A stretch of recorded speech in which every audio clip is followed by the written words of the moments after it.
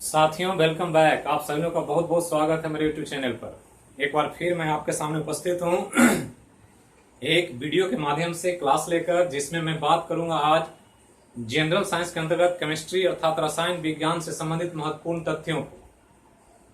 Chemistry में हम लोग मोल कॉन्सेप्ट का एक महत्वपूर्ण टॉपिक पढ़ रहे थे, जिसमें एक सेक्शन में पूरा कर चुका था, जिसमें हम लोग एलिमेंट के मोल को समझा कि एलिमेंट या तत्व से संबंधित मोल को किस प्रकार हम लोग समझते हैं और कैसे उसका गणना करते हैं। आज हम लोग उससे आगे चलते हैं और मोल कॉन्सेप्ट का दूसरा सबसे इंपॉर्टेंट पार्ट देखेंगे और बात करेंगे उसमें कंपाउंड की या यौगिकों की, जो अक्सर एग्जाम में आपसे पूछा जाता है। हाल फिलहाल जो भी एग्जाम हुए, रेलवे के बहुत सारे एग्जामों में, एसएससी के एग्जामों में, बीपीएससी बिहार दरोगा के एग्जामों में यहां से कॉन्सेप्चुअली सवाल पूछा गया। तो चलिए शुरू करते हैं मोल कॉन्सेप्ट से संबंधित जो आज हम लोग पढ़ेंगे कंपाउंड के बारे में। तो पहला, ये मोल कॉन्सेप्ट हम बेसिक चीज आपको बता चुके थे कि मोल कॉन्सेप्ट में क्या पढ़ते हैं, मोल का क्या अवधारणा होता है और कैसे हम लोग मोल से संबंधित चीजों को हल करते हैं। और हमने बताया था कि मोल एक मापन का इकाई है और इसका प्रयोग रसायन विज्ञान में होने वाले केमिकल रिएक्शंस के दौरान मेजरमेंट के लिए यूज होता है, जो एक यूनिट क्वांटिटी ऑफ सब्सटेंस के लिए, पदार्थ की मात्रा के लिए एसआई पद्धति में सिलेक्ट किया गया है। तो ये सब बातें पिछले वीडियो में मैं बता चुका हूं। आप लोग प्लेलिस्ट में जाकर मोल कॉन्सेप्ट का टॉपिक वाला वीडियो देखेंगे, जस्ट इसके पहले वाला। तो चलिए अब आगे चलते हैं। इसी मोल कॉन्सेप्ट में आज हम लोग पढ़ने जा रहे हैं कंपाउंड के बारे में। तो कंपाउंड क्या है ये सब आप हम लोग पढ़ चुके हैं और उसके संबंधित जो भी कॉन्सेप्ट है उसको पहले तो ध्यान रखना। कंपाउंड को यौगिक कहा जाता है, हिंदी में यौगिक, अंग्रेजी में कंपाउंड। और एक चीज पता होना चाहिए कि आज हमारे आसपास जितने भी पदार्थ दिखाई पड़ते हैं उसमें मैक्सिमम यौगिक ही हैं। तत्वों के मिलने से यौगिक बनता है। हमने बताया था कि दो या दो से अधिक तत्व जब एक निश्चित रेशियो में मिला दिया जाता है तो वो यौगिक बन जाता है। तो यहां पर ध्यान रखना है कि हम लोग उसी यौगिक से संबंधित मोल को यहां समझने का प्रयास करें कि यौगिक में मोल का क्या कॉन्सेप्ट होता है। तो पहले तो ये ध्यान रखना है कि कंपाउंड क्या है।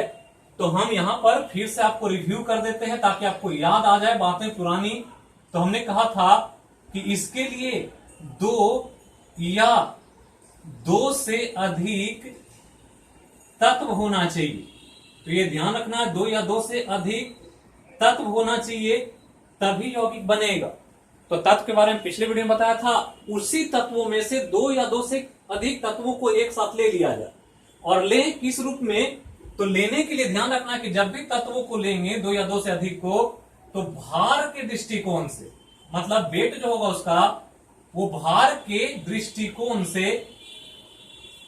एक निश्चित अनुपात में होना चाहिए कि जो उसका हम जो ले रहे हैं वो भार के दृष्टिकोण से एक फिक्स्ड रेशियो में हो, तभी जाकर के यौगिक बनेगा। निश्चित अनुपात में होना चाहिए। तो ये ध्यान रखना कि दो या दो से अधिक तत्व होगा और दो या दो से अधिक तत्व जो होगा वो भार के दृष्टिकोण से निश्चित रेशियो में होगा। ऐसे ही मिला देंगे तो फिर वो कंपाउंड नहीं होगा, मिक्सचर हो जाएगा। मिक्सचर बाजार में बिकता है, बीका जी का, हल्दीराम का। तो मिक्सचर में कोई पूछे कि मिक्सचर कैसे बनता है, क्या क्या चीज चाहिए, तो कोई नहीं बता सकता। कंपनी वाला से पूछेंगे तो नहीं बता पाएगा, क्योंकि वो कंपनियां जो बनाती है वो आदमी के जीभ का स्वाद समझती है कि लड़कियों को क्या पसंद है, किसको क्या टेस्ट अच्छा लगेगा। किसी को तीखा अच्छा लगेगा, किसी को नमकीन अच्छा लगेगा, किसी को खट्टा अच्छा लगेगा। खट्टा भी बनाता है, मीठा भी बनाता है, खट्टा मीठा मिक्स करके बना देता है। किसी में चना दे देगा, किसी में मसूर दे देगा, किसी में मूंगफली दे देगा, किसी में बेसन का दे देगा, कुछ भी मिला देगा। तो मिक्सचर चूंकि वहां फिक्स नहीं है, वहां कोई कॉन्सेप्ट नहीं कि ऐसे ऐसे मिला देंगे तो वो मिक्सचर बन जाए। लेकिन यहाँ क्या है, फिक्स है, आप जैसे तैसे नहीं मिला सकते। जब भी मिलाएंगे तो एक निश्चित रेशियो में मिलाना पड़ेगा, तभी जाकर बनेगा। जैसे हम एक एग्जांपल दें, एक कॉमन चीज जो जीवन चला रहा है पृथ्वी पर वो वाटर है, और वाटर एक यौगिक है, जल। और यौगिक जल को लेंगे तो यौगिक जल जो बनता है उसके लिए 2 हाइड्रोजन एटम और 1 ऑक्सीजन एटम मिलता ऑक्सीजन, तो यही बन जाता है वाटर H2O। ये ध्यान रखना। तो क्या क्या लिया हमने? 2 तत्व लिया। किसको किसको? तो 1 हाइड्रोजन ले लिया, 1 ऑक्सीजन ले लिया, और दोनों को मिलाया तो बना क्या? हमको बना एक बहुत महत्वपूर्ण कंपाउंड जिसको जल कहते। तो जल बनाने के लिए 2 तत्व चाहिए। कौन कौन चाहिए? हाइड्रोजन चाहिए और ऑक्सीजन चाहिए। ये दोनों जब तक नहीं होगा तब तक जल बनेगा नहीं। और जो चाहिए दोनों वो फिक्स रेशियो में चाहिए। मतलब फिक्स रेशियो क्या? कि 2 एटम हाइड्रोजन का चाहिए तो 1 एटम ऑक्सीजन का चाहिए। ऐसा नहीं कि 2 की जगह 4 ले लेंगे और यहां 1 रख देंगे तो जल बन जाएगा, या यहां 2 ले लें यहां 2 ले लें तो कंपाउंड बनेगा, लेकिन वो फिक्स रेशियो में नहीं बनेगा। तो ध्यान रखना है कि रेशियो फिक्स होना चाहिए। मतलब एटम का अगर अनुपात देखें तो 2:1 का रेशियो होना चाहिए। कि 2 हाइड्रोजन एटम का होगा, 2 एटम हाइड्रोजन का होगा तो 1 एटम ऑक्सीजन का होगा। यही वेट की बात करेंगे तो वेट जो है यहां 2 ग्राम है तो ऑक्सीजन का 16 ग्राम है। यही अगर अनुपात निकालें तो 1 ग्राम इस टू 8 ग्राम होता है हाइड्रोजन और ऑक्सीजन का अनुपात। मतलब जब भी जल बनेगा पृथ्वी पर तो इसी रेशियो में बनेगा, जिसको हम लोग एक इस दृष्टिकोण से देख रहे हैं। अब वो जल कहीं का भी हो, वर्षा की बूंद गिर रही हो, तालाब से जल ले रहे हो, समुद्र से जल ले रहे हो, नल से जल ले रहे हो, कुएं से जल ले रहे हो, कहीं से भी जल, मुंह से भी वाटर, लार चू रहा है तो लार में भी वाटर है, तो वो लार में वाटर भी है, तो सब वाटर H2O ही है। और सब में अनुपात फिक्स है 1:8 का। हाइड्रोजन 1 ग्राम होगा, ऑक्सीजन 8 ग्राम होगा, और दोनों जब रिएक्शन करेगा तो जल बनाएगा H2O। तो यही चीज आपको ध्यान रखना है कंपाउंड के बारे में। और एक चीज और कि हमने पढ़ा था कि कंपाउंड जो होता है उसका अगर सबसे स्मॉलेस्ट पार्ट या स्मॉलेस्ट पार्टिकल, तो ये ध्यान रखना, ये बहुत इंपॉर्टेंट हम बताने जा रहे हैं, एग्जाम में पूछेगा ये जीएस में। स्मॉलेस्ट पार्ट, सबसे सूक्ष्म भाग जो होगा किसका? कंपाउंड का, यौगिक का, उसका हम लोग एक नाम दे देते हैं मॉलिक्यूल। ये बहुत इंपॉर्टेंट है, मॉलिक्यूल या अणु। तो ये ध्यान रखना है। अभी तक जो पढ़ रहे थे हम लोग तत्व में, वो एटम पढ़ रहे थे। तो एटम परमाणु को कहते हैं जो तत्व का सबसे छोटा भाग होता है। लेकिन अगर कंपाउंड दे दिया, यौगिक का सबसे छोटा भाग कहेगा कि किसी यौगिक का छोटा भाग क्या होगा? तो अणु होगा। पूछ देगा कि जल को अगर छोटा करें तो सबसे छोटा जल जो मिलेगा वो क्या मिलेगा? तो जल का एक अणु मिलेगा।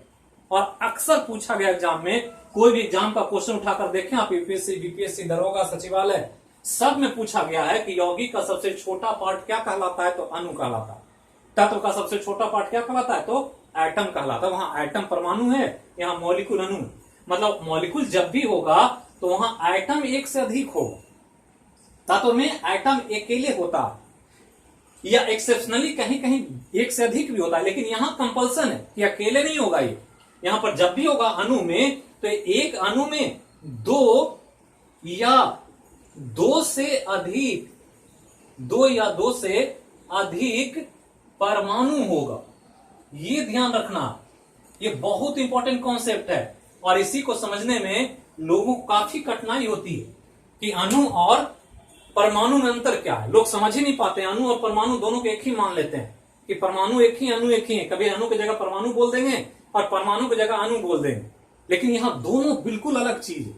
यहां जब तत्व की बात आती है तो परमाणु कहलाता है, और वही 2 या 2 से अधिक परमाणु जब मिल करके एक यूनिट बन जाता है तो उसको अणु कहते हैं। और अणु जब भी बनेगा तो एक कंपाउंड का पार्ट होगा, वो यौगिक में मिलेगा।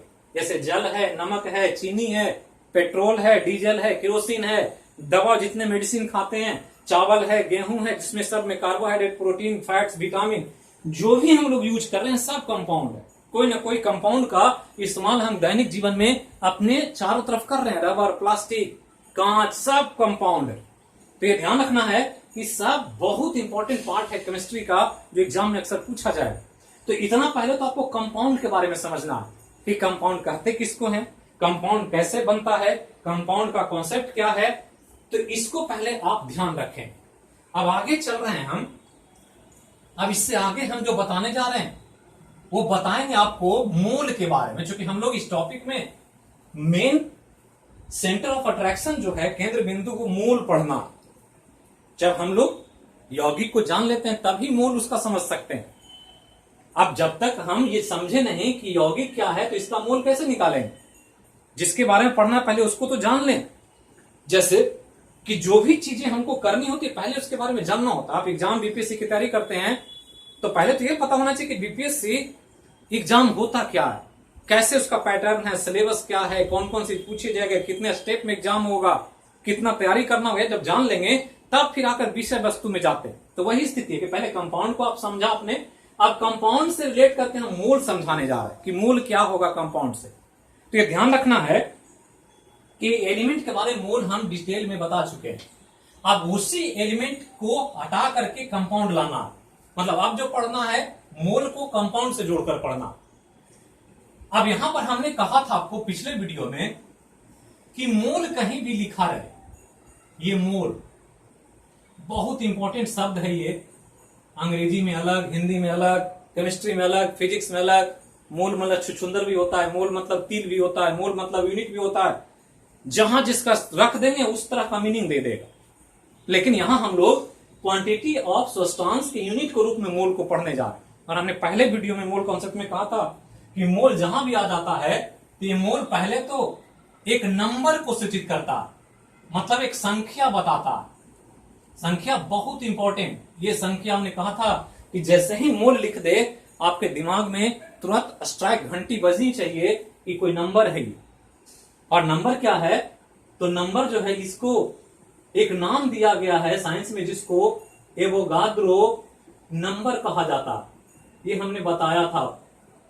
तो ये ध्यान रखना है, मतलब एक मोल बराबर एवोगाद्रो नंबर, जो फिक्स है, ये बदल नहीं सकता, हर जगह ये यूज होगा। और एवोगाद्रो नंबर कितना ये हम बता चुके हैं। तो एवोगाद्रो नंबर होता है 6.23023 गुना 10 का पावर 23। इसी को एवोगाद्रो नंबर कहते हैं। कभी कभी तो यही पूछ देता है कि एवोगाद्रो नंबर कितना होता है, या पूछ देगा कि एक मोल में कितना नंबर होता है, तो इतना नंबर होता है। अब ये डिपेंड करे कि नंबर कहां यूज हो रहा है। हमने कहा मोल को जहां रख देंगे वो उस तरह का मीनिंग दे देगा। शरीर पर रख देते हैं तो कहते हैं तिल है, नॉर्मल इंग्लिश में बोलते हैं तो कहते हैं छुछुंदर है, और फिजिक्स केमिस्ट्री में रख देते हैं तो कहते हैं ये यूनिट है। और यहां मोल जब हो गया तो एवोगाद्रो नंबर जैसा ही आ गया तो 6.023 गुना 10 का पावर 23 ही होगा। ये बदल नहीं सकता है संख्या। जैसे यूनिक आइडेंटिटी नंबर जो है, जिसको हम आधार नंबर कहते हैं, वो बदलता नहीं, एक आदमी का एक ही होता। उसी तरह से एवोगाद्रो नंबर फिक्स है, बदलेगा नहीं। तो इसको पहले ध्यान रखना है। मोल नंबर, नंबर का नाम है एवोगाद्रो नंबर। एवोगाद्रो नंबर कितना, तो 6.023 गुना 10 का पावर 23। अब चलिए हम लोग कंपाउंड को रिलेट करते हैं मोल से। कंपाउंड और मोल का संबंध निकालते हैं कि कैसे इसको कैलकुलेट करते हैं, जिससे अक्सर एग्जाम में सवाल पूछा जाता है। तो पहला तो ध्यान रखना है कि जैसे ही आपको लिख दे यौगिक के बारे में लिखना, तो हम लोग लिखेंगे एक मोल यौगिक। एकदम ये ध्यान रखना है, बिल्कुल एक एक शब्द यहां प्रश्न, एक वर्ड भी इधर से उधर होगा, आप क्वेश्चन नहीं बना पाए। तो जैसे ही आपको लिख दिया एक मोल यौगिक, तो एक मोल यौगिक जैसे ही लिखेगा तो आपको ध्यान रखना है एक मोल यौगिक बराबर होता क्या है, तो होता है एक मोल यौगिक में इतना संख्या एवोगाद्रो नंबर के बराबर। तो संख्या कितना, तो 6.023 गुना 10 का पावर 23। ये तो होगा ही होगा, चाहे वो यौगिक हो, चाहे एलिमेंट हो, चाहे गैस हो। जब एक मोल लिख दिया तो ये तो नंबर आएगा ही आएगा, इसके बिना काम चलेगा नहीं। इसलिए नंबर बहुत इंपॉर्टेंट है। तो 6.023 गुना 10 का पावर 23। अब 6.023 गुना 10 का पावर 23 ये नंबर तो है, नंबर में क्या लें जब यौगिक के लिए मोल का प्रयोग होगा, तो क्या इसको यूज करेंगे। तो जब यूज करेंगे तो यहां एक वर्ड आएगा जो हमने कहा था कि यौगिक का सबसे छोटा पार्ट क्या होता है, तो अणु होता। मतलब इतना अणु होगा, इतना अणु अगर हो जाएगा तो उसको एक मोल यौगिक माना जाएगा। तो ये अणु किसका, तो यौगिक का। जिस यौगिक को हम लेंगे उस यौगिक का इतना अणु होगा इसमें, ये ध्यान रखना। मतलब एक मोल दे दिया, मोल के साथ यौगिक लगा दिया, तो आपको समझना है कि उसमें इतना अणु है उसी यौगिक का जिस यौगिक की बात किया जा रहा है। अब जब अणु हो गया, मॉलिक्यूल इतना है अलग अलग एंटिटी के रूप में, तो इसका वेट होता है भार, और भार जब निकालेंगे तो इस टोटल का भार जो होगा वो होगा यौगिक का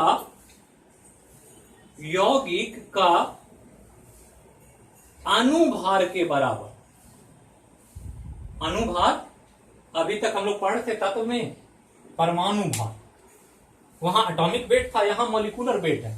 तो ये ध्यान रखना है, 1 मोल यौगिक बराबर 6.023 गुना 10⁻23 अणु यौगिक का, जिस यौगिक को ले रहे हैं उसका अणु, और उतना टोटल का भार कितना, तो उस यौगिक के मॉलिक्यूलर वेट के बराबर। एकदम ये स्टेटमेंट ध्यान रखना, और यही सबसे इंपॉर्टेंट लाइन है आपके एग्जाम के लिए।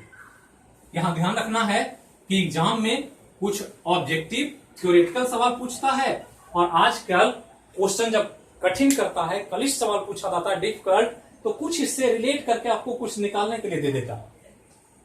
जो अक्सर लोगों को लगता है कि नहीं पूछेगा, बहुत सारा कमेंट्स आता है कि साइंस में बहुत ज्यादा गहराई तक चले जाते हैं, तो हम नहीं जाते हैं, गहराई में एग्जामिनर जा रहा है आजकल। और अगर आप गहराई में नहीं जानेंगे तो फिर आप एग्जाम क्रैक नहीं कर पाएंगे। तो ऊपर तैरने का आदत छोड़ें और थोड़ा गहराई में डुबकी लगाने का प्रयास करें। जब तक गहराई नहीं होगा आपके पढ़ाई में, आप रिजल्ट प्राप्त नहीं कर सकते हैं। आज के समय में जो एग्जाम हो रहा, तो थोड़ा सा ध्यान दें। ये सब कुछ जो पढ़ रहे हैं ये सब मैट्रिक लेवल का सिलेबस है, ये कोई इंटर ग्रेजुएशन का सिलेबस नहीं है।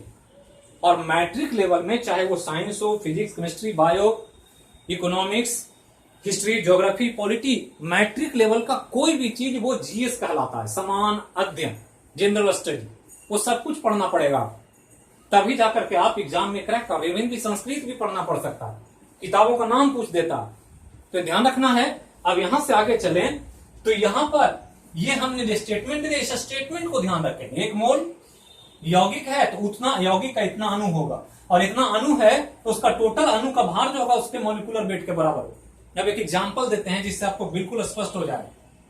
जैसे कि एग्जांपल लें और लिखें 1 मोल जल। अभी हमने कहा था कि जल एक यौगिक है, जल को हम H2O कहते हैं, जल का रासायनिक सूत्र H2O होता।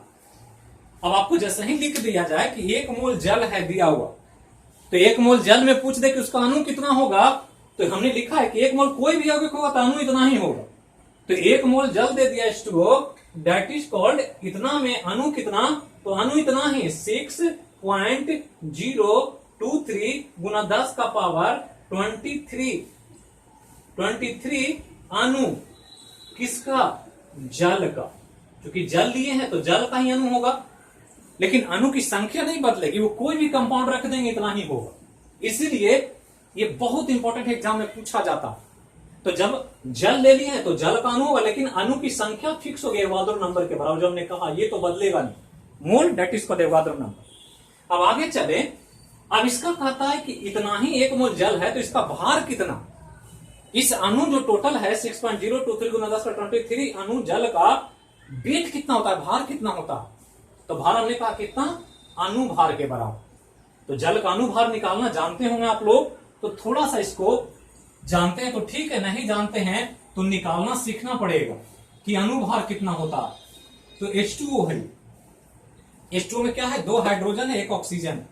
हाइड्रोजन का एटॉमिक नंबर 1 होता है, 112 है, तो 112 मतलब 2 एटॉमिक वेट है इसका, और ऑक्सीजन 1 एटम का 16 होता है। मतलब अगर इसको जोड़ें तो 1 एटॉमिक वेट 1 एटम का, हाइड्रोजन को 2 एटम, तो 1 गुना 2 और प्लस 16, टोटल जोड़ देंगे तो 2 और प्लस 16 कितना, 18। मतलब एक जल का जो भार होता है अणु का 18 होता है। मतलब यहां रखेंगे तो इसका कितना कहेंगे, इसको आप लिख सकते हैं बराबर में 18 ग्राम जल। ये ध्यान रखना। तो 1 मोल जल बराबर 6.023 गुना 10⁻23 अणु जल का, और इतना अणु का जो वेट होगा वो 18 ग्राम जल के बराबर होगा। क्यों, क्योंकि जल का हमने मॉलिक्यूलर वेट निकाला, दोनों को जोड़ करके हाइड्रोजन और ऑक्सीजन को, तो 18 मिला, इसलिए इसका टोटल वेट कितना, 18। अब जल ना दे, जल की जगह दूसरा कंपाउंड दे दे। और हमने कहा था कि केमिस्ट्री आप जानना चाहते हैं, सीखना चाहते हैं, क्वेश्चन बनाना चाहते हैं, तो एक चीज तो ध्यान रखना है कि आपको मैट्रिक स्तर का जो पीरियोडिक टेबल है, हमने कहा था 1 से 30 तक आपको आटम के बारे में जानना चाहिए। एटॉमिक वेट क्या है, मॉलिक्यूलर वेट क्या है, ये सब कुछ समझना पड़ेगा। तो चलिए आगे एक और एग्जांपल ले रहे हैं। अब जल की जगह हम दूसरा एक कंपाउंड ले रहे हैं, नाम है 1 मोल। 1 मोल नमक कह दे ऐसे, 1 मोल नमक। नमक मतलब साधारण नमक जो खाते हैं हम लोग। और इसके एग्जाम में पूछता है कि जो हम खाते हैं उसके बारे में जानते हैं कि नहीं जानते, वो नमक है क्या ये। तो नमक जो खाते हैं एक्चुअली वो कंपाउंड है, और वो कंपाउंड जो है वो NaCl है, सोडियम क्लोराइड कहते हैं इसको। कि सोडियम और क्लोरीन जब रिएक्शन करता है तो नमक बनता। और इस रूप में 1 मोल नमक अगर दे दे और पूछे कि 1 मोल नमक में कितना मॉलिक्यूल होता है नमक का, तो मॉलिक्यूल तो फिक्स इतना ही होगा। मतलब लिखेंगे तो कितना लिखेंगे, 6.023 गुना 10 का पावर 23 अणु हो जाएगा। अणु तो ये बदलेगा नहीं क्योंकि कंपाउंड है तो अणु होगा। लेकिन अब जल नहीं होगा, किसका होगा, नमक का होगा, क्योंकि वहां नमक लिया गया है 1 मोल। तो नमक लिया गया इसलिए नमक ले लें। और इसका अगर वेट पूछ दे कि 1 मोल नमक का वेट कितना होता है, तो अब तो याद रखना होगा कि सोडियम का कितना, क्लोरीन का कितना। जब तक ये दोनों जानेंगे नहीं तब तक मॉलिक्यूलर वेट निकलेगा नहीं।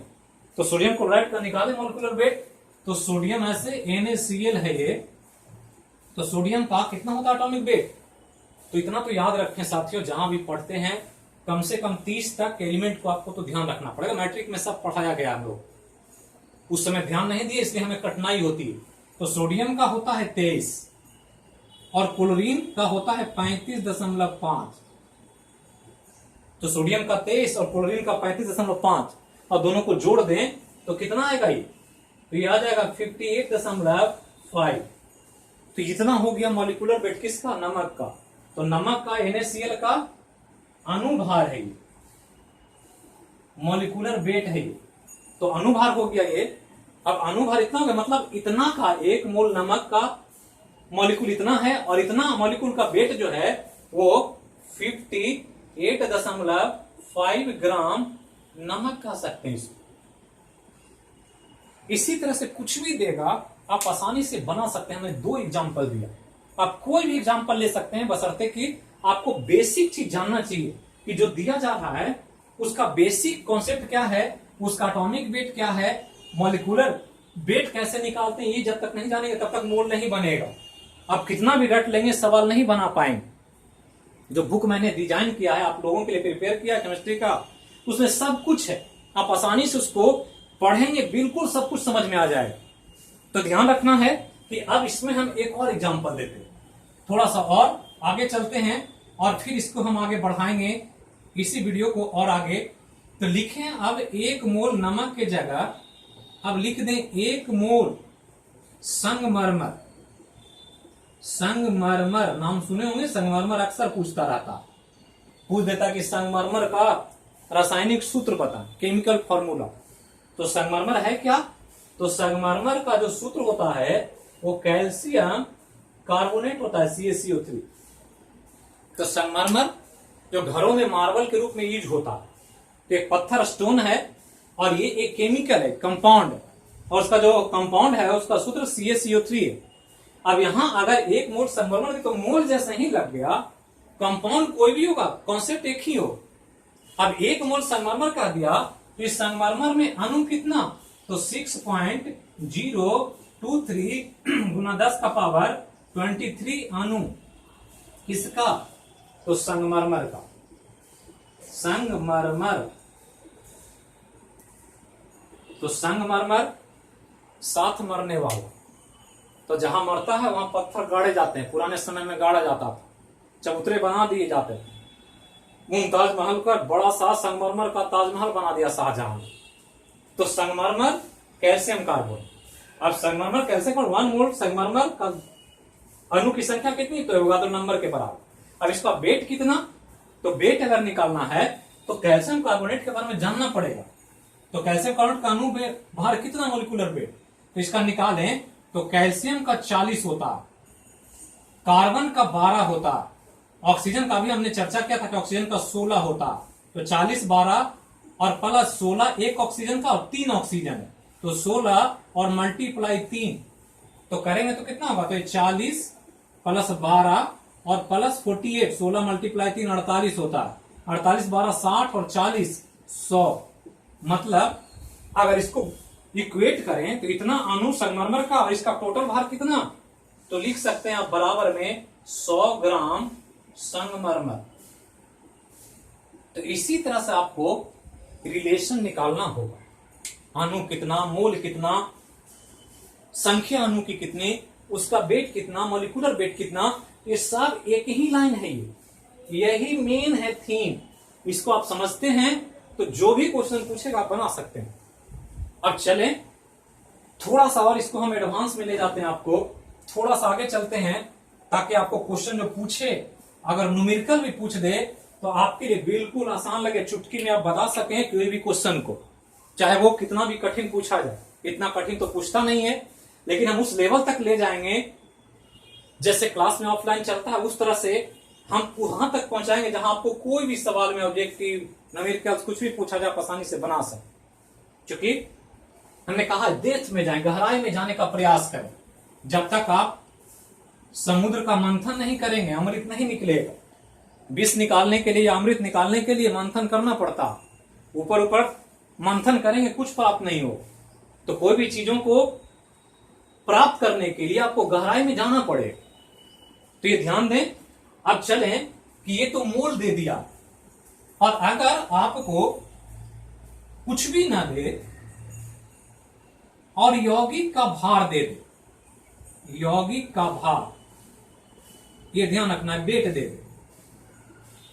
तो यौगिक का भार दे दे और तब आपसे सवाल पूछे कि बताएं मोल कितना है, उसमें एटम की संख्या कितनी है, उसका वेट कितना है, तो यौगिक का भार दे देगा तो फिर पूछेगा। तो थोड़ा सा आपको ध्यान रखना होगा, है इसी लाइन में, यही लाइन से आंसर मिल जाता है, लेकिन कैसे निकालना इस पर थोड़ा सा ध्यान देना है। आपको मोल नहीं दिया, मॉलिक्यूल नहीं दिया, आपको वेट दे दिया। जैसे ही भार दे दे और यौगिक का भार के आधार पर आपको क्या पूछ दे, मोल पूछ दे कि मोल निकाल, क्योंकि मोल कॉन्सेप्ट पढ़ रहे हैं तो सारा फोकस मोल पर है। जो भी काम करना है मोल से जोड़कर करना, मोल के आगे पीछे सारा चीज घूम रहा है। अगर मोल पता है तो आप सब कुछ बता सकते हैं, मोल नहीं पता है कुछ नहीं बता सकते, इसलिए मोल पर थोड़ा ध्यान रखना। अब यहां ध्यान दें कि अगर यौगिक का भार में के आधार पर मोल पूछ दे तो करते क्या है कि सिंपल कर देते हैं, ये काम करते हैं कि दिया गया भार, जितना भार दे दिया आपको वो भार ले लेना। क्या करना है, जो भार दिया गया वो ले लेना है, और उस दिए गए भार के आधार पर, दिए गए भार में इस यौगिक के अनुभार से भाग दे देना है, मॉलिक्यूलर वेट से।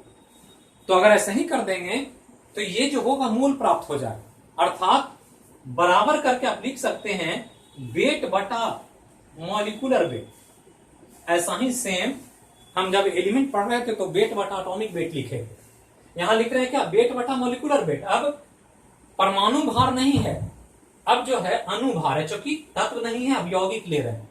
अब इसके आधार पर अगर इतना चीज आपको पता हो, वेट बटा मॉलिक्यूलर वेट, तो आप यौगिक का मोल निकाल सकते हैं कि मोल कितना होगा। तो इसी से हम अब एक एग्जाम्पल के द्वारा समझाते हैं। जैसे आपको ध्यान देना है कि अभी तक मोल के आधार पर सब कुछ समझ रहे थे, अब वेट के आधार पर मोल को निकालना। तो क्या किया गया है, दिया गया भार बटा यौगिक का अनुभार, जैसे इसी में से हम निकाल रहे हैं। जैसे आपको दे दे कि 9 ग्राम जल है, 9 ग्राम जल है, 9 ग्राम जल में मोल कितना है, मोल की संख्या बताएं, यही पूछ दे। 9 ग्राम जल में मोल की संख्या आपको निकाल कर बताना। तो अभी तक तो मोल ही दे रहा था, उसके आधार पर हम लोग वेट कैलकुलेट कर रहे थे। अब 9 ग्राम जल दे दिया और 9 ग्राम जल में मोल की संख्या पूछ रहा है। हमने कहा भार जब दे देता है यौगिक का, जल मतलब यौगिक है, ये कंपाउंड है, क्योंकि हमने शुरू में कहा जल कंपाउंड है, क्योंकि 2 या 2 से अधिक तत्व मिले हुए हैं उसमें। तो जल यौगिक है, उसका मोल निकालना कितना में, 9 ग्राम। तो हमने कहा जब मोल वेट के आधार पर देता है तो करना क्या, जो भार दिया उसको अनुभार से भाग दे देना। तो करेंगे क्या, 9 ग्राम जल में मोल अगर पूछ दे तो करेंगे क्या कि मोल बराबर क्या लिखेंगे, दिया गया भार मतलब वेट और बटा मॉलिक्यूलर वेट।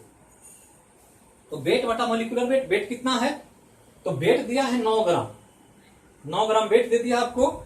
और मॉलिक्यूलर वेट अभी हम कैलकुलेट किए थे कि 1 मोल का कितना होता है मॉलिक्यूलर वेट, 1 अणु का 18, तो 18 से भाग दे देते, तो 18 से भाग दे देंगे तो 9 मल्टीप्लाई 2 करेंगे 18, तो 1/2 और बराबर लिख सकते हैं 0.5 मोल।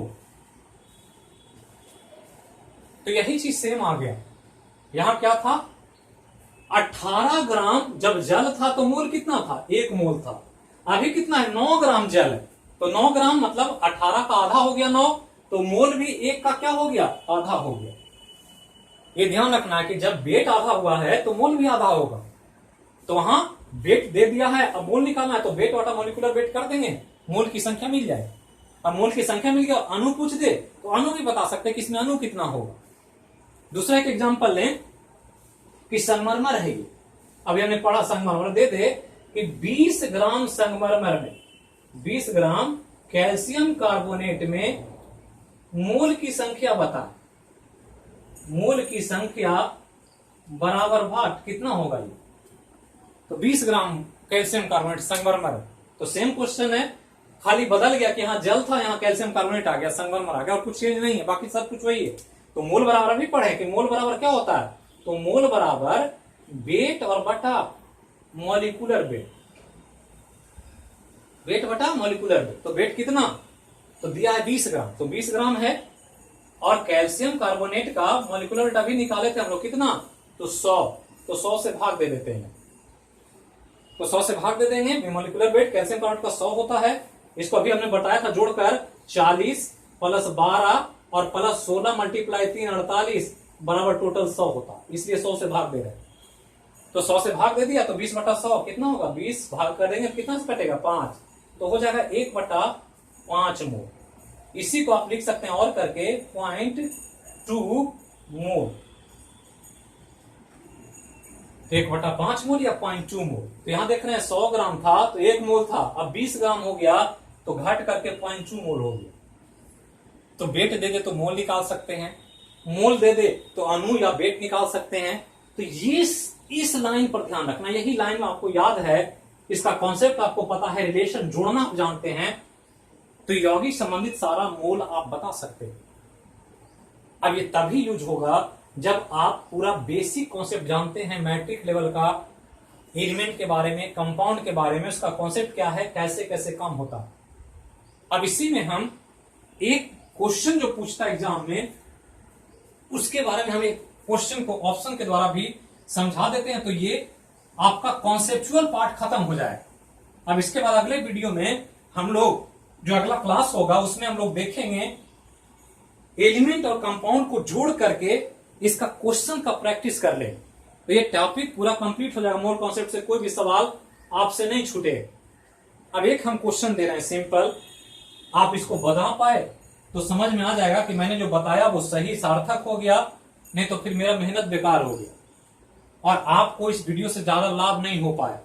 तो चलिए क्वेश्चन लिख रहे हैं, और याद रखना कि ऐसा ही क्वेश्चन एग्जाम में पूछा जाए। और जब मैं एएलपी टेक्नीशियन का क्लास ले रहा था तो कुछ क्वेश्चन जो मैंने ऑफलाइन में कराया था क्लास में, डाटा के साथ एग्जाम में पूछा गया। आप क्लास के स्टूडेंट से बात करके पूछ सकते हैं कि रोशन सर जो क्वेश्चन बताए थे वो क्लास नोट से सीधा का सीधा सवाल पूछा जाता। तो इस तरह के क्वेश्चन पर ध्यान रखना, जो क्वेश्चन हम बता रहे हुए नमूना, और नमूना बहुत इंपॉर्टेंट होता है, क्योंकि नमूना अगर जानते हैं तो उसके आधार पर आप कोई भी कंक्लूजन निकाल सकते हैं। हर चीज के बारे में आपको जब एक आइडिया लग जाता है तो कॉन्सेप्ट के आधार पर आप उस तरह का क्वेश्चन आप सॉल्व कर सकते हैं। अब हम एक क्वेश्चन लिखने जा रहे हैं, उसको ध्यान दें। लिख रहे हैं निम्न यौगिक में, निम्न यौगिक का, निम्न यौगिक का एक मोल में सर्वाधिक भार किसका है, सर्वाधिक भार किसका है। एकदम सिंपल सवाल।